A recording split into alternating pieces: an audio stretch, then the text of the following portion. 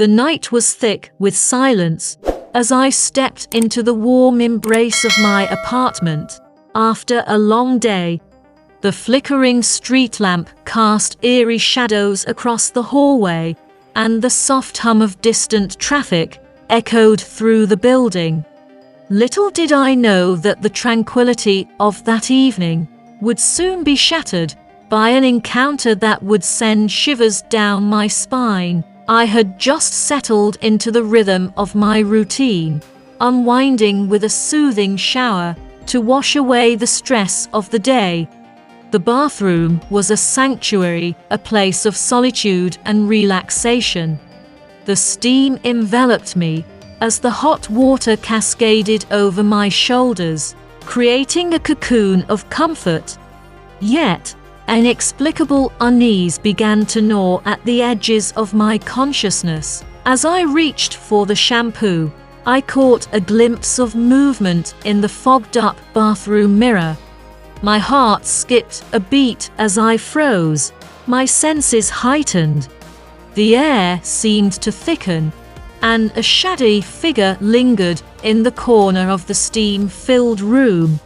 Panic set in as I fumbled for the shower curtain, my mind racing with the possibility that I was not alone. I cautiously pulled back the curtain, half expecting to find an intruder, a chilling sense of vulnerability washing over me. To my relief, the bathroom appeared empty. The steam clung to the tiles, distorting the edges of reality. I told myself it was just a trick of the mind, a play of shadows in the warm haze of the shower. With a nervous laugh, I dismissed the unease and resumed my shower, determined to shake off the lingering sense of paranoia.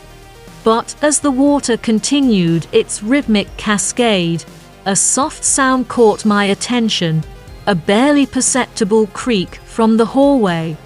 My senses heightened as I strained to listen over the sound of water, and that's when I heard it, a faint whisper. My name, carried on a breath of air, echoed through the bathroom. The warmth turned to ice in my veins as a chill crept down my spine. The whisper was unmistakable, an intimate violation of the sanctity of the moment. I felt a pair of unseen eyes upon me, watching, observing. Panic set in as I realized I was not alone in my apartment. I quickly turned off the shower, the room now filled with an oppressive silence. My ears strained to catch any sign of movement. I wrapped a towel around myself, my mind racing through possibilities. Was it a prank? An unwelcome visitor? The air hung heavy with uncertainty as I tiptoed to the bathroom door, my senses on high alert. As I opened the door, the dim hallway greeted me, seemingly devoid of any intruders. The soft glow of the street lamp filtered through the curtains, casting a muted palette across the floor.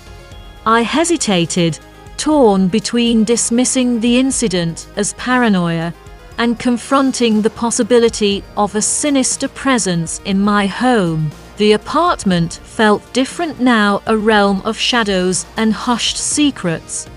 Every creak of the floorboards sent shivers down my spine, and the air held an unnatural stillness.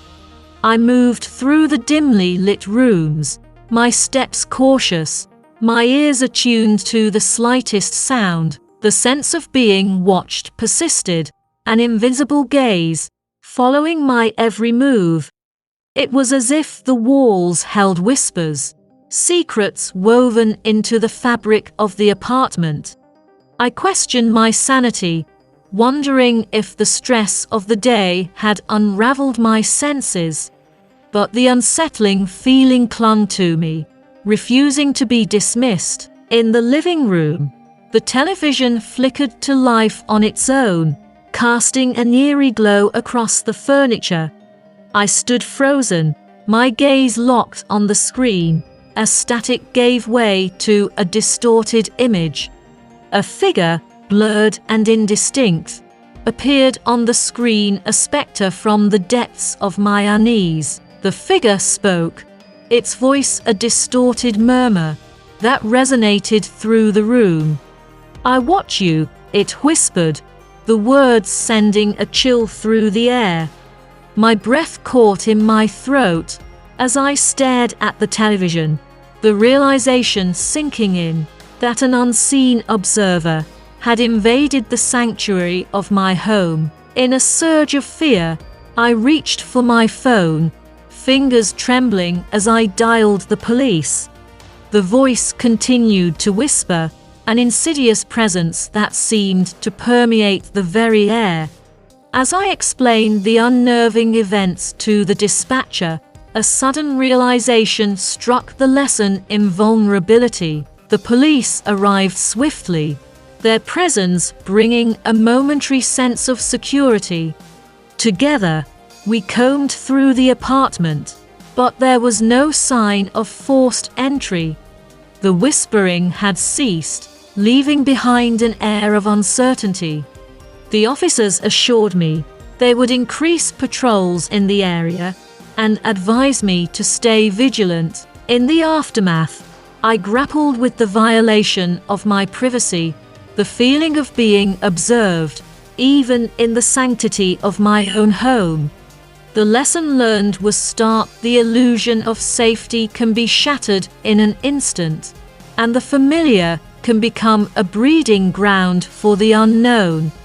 My sense of security had been a fragile construct, easily disrupted by the intrusion of an unseen presence. As I reinforced the locks on my doors and installed security measures, the memory of that night lingered, a reminder that the boundaries between safety and vulnerability were permeable. The lesson etched into my consciousness was clear: be mindful of the spaces you inhabit, for the unseen can watch from the shadows, and the intimate moments of solitude can be invaded by forces beyond comprehension.